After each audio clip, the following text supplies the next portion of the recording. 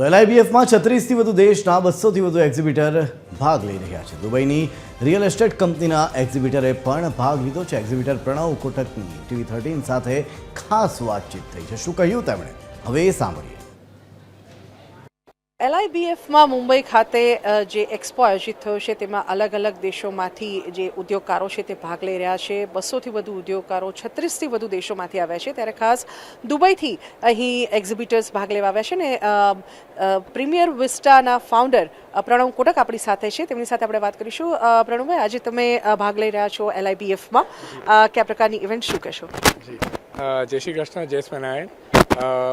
Very happy કે અમારે આ પ્લેટફોર્મ મળે છે LIBFનો અમારી કંપની લોન્ચ કરવા માટે. રિસ્પોન્સ બહુ જ ફાઇન છે. આજે અમે જીઓ સેન્ટરમાં છે અને કોઇન્સિડન્ટલી અમે 2 વર્ષ પહેલાં આ જ LIBF એક્ઝિબિશનમાં અમારી કોફી કંપની લોન્ચ કરી હતી, ઓર કોફી વિવેક ઓબરોય સાથે, અને બહુ સારું લોન્ચ પેડ હતું. અને આજે અમે આવ્યા છે અમારી દુબઈની રિયલ એસ્ટેટ કંપની લઈને, પ્રીમિયર વિસ્ટા રિયલ એસ્ટેટ. દુબઈથી કંપની લઈને આવ્યા છે, રિયલ એસ્ટેટની કંપની છે.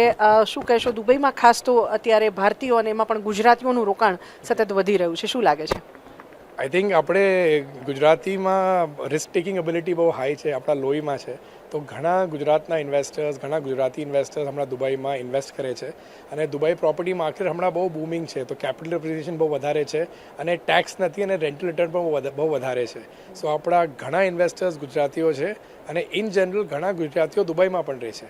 મારી ફેમિલી જે 20 વર્ષથી દુબઈમાં રહે છે and we are very happy there.